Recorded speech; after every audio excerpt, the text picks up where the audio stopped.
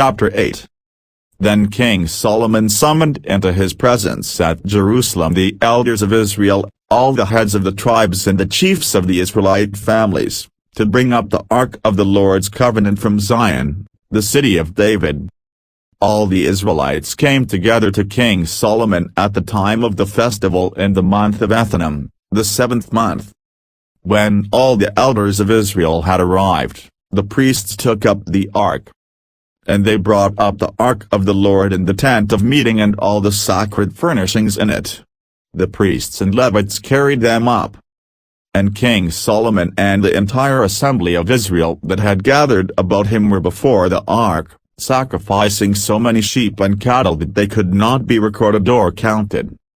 The priests then brought the ark of the Lord's covenant to its place in the inner sanctuary of the temple, the most holy place, and put it beneath the wings of the cherubim. The cherubim spread their wings over the place of the ark and overshadowed the ark and its carrying poles. These poles were so long that their ends could be seen from the holy place in front of the inner sanctuary, but not from outside the holy place, and they are still there today. There was nothing in the ark except the 2 stone tablets that Moses had placed in it at Horeb, where the Lord made the covenant with the Israelites after they came out of Egypt.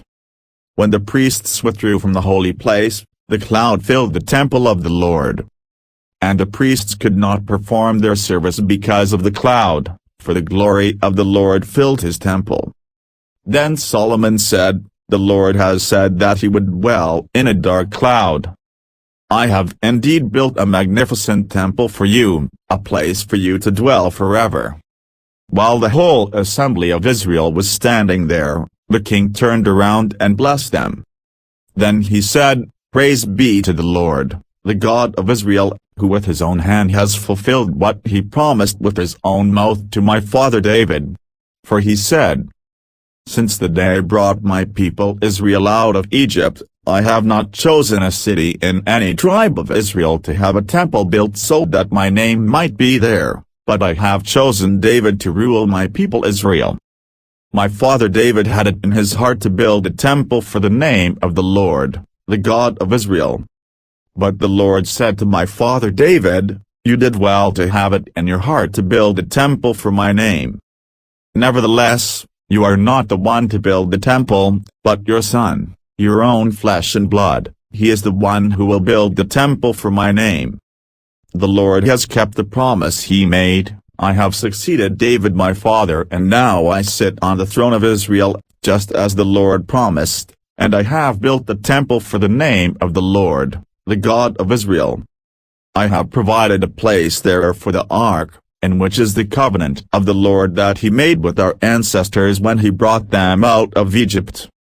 Then Solomon stood before the altar of the Lord in front of the whole assembly of Israel, spread out his hands toward heaven, and said, "Lord, the God of Israel, there is no God like you in heaven above or on earth below, you who keep your covenant of love with your servants who continue wholeheartedly in your way.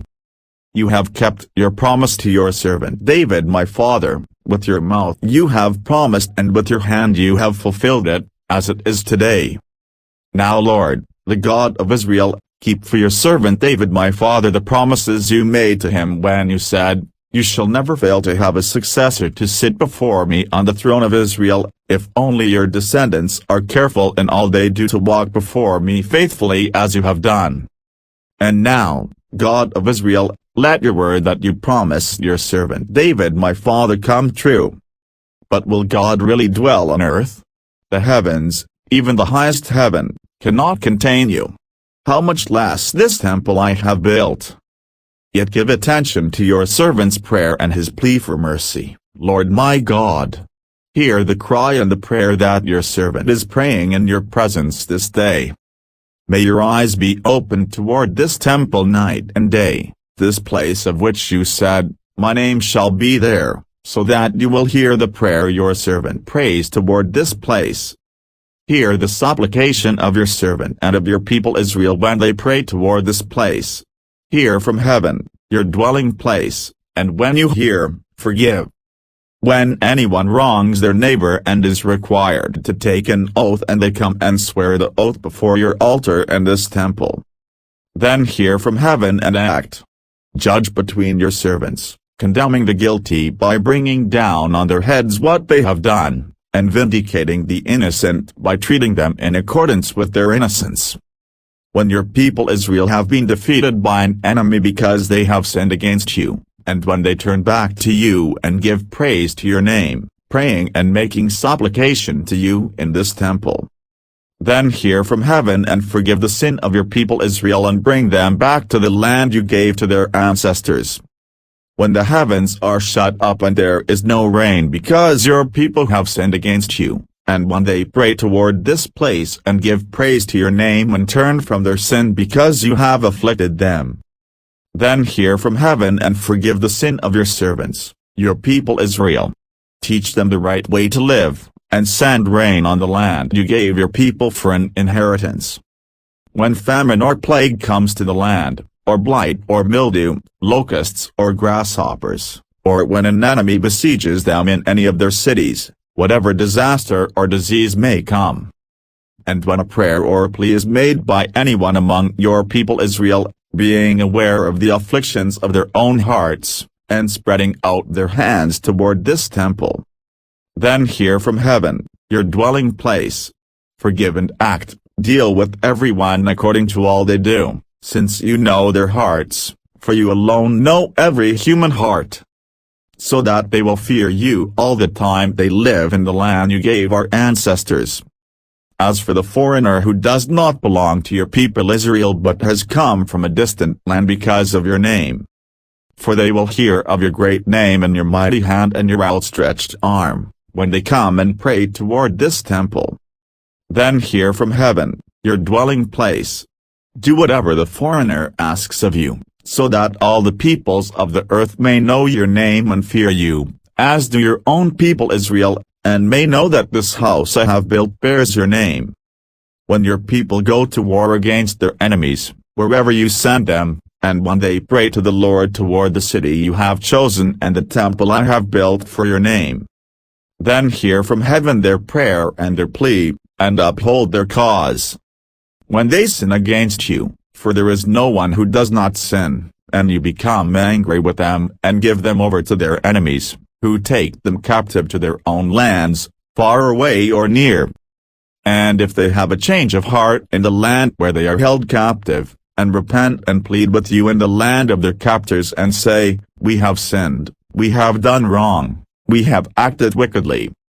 And if they turn back to you with all their heart and soul in the land of their enemies who took them captive, and pray to you toward the land you gave their ancestors, toward the city you have chosen and the temple I have built for your name, then from heaven, your dwelling place, hear their prayer and their plea, and uphold their cause.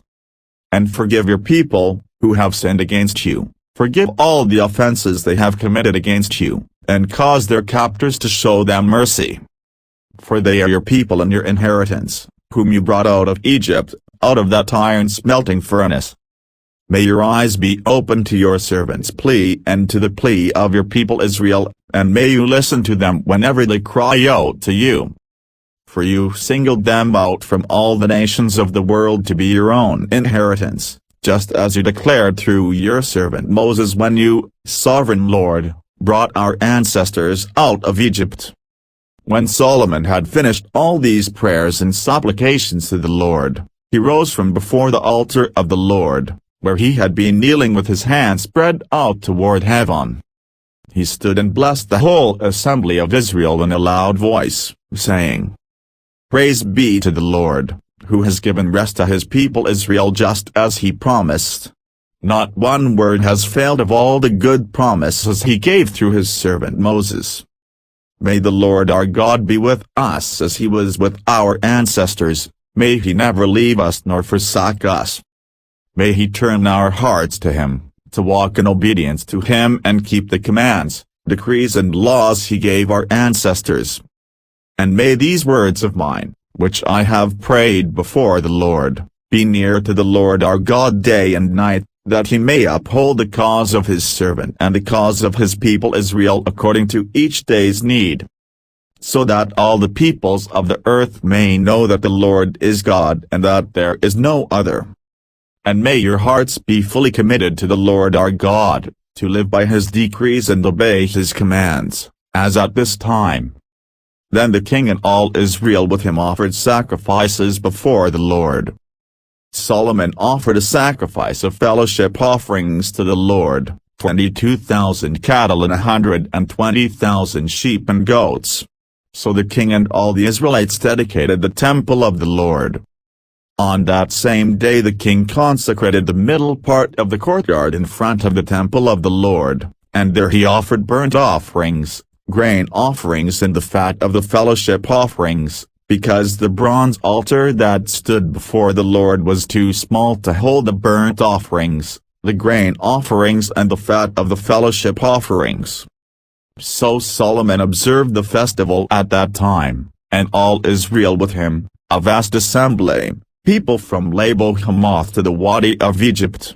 They celebrated it before the Lord our God for 7 days and 7 days more, 14 days in all.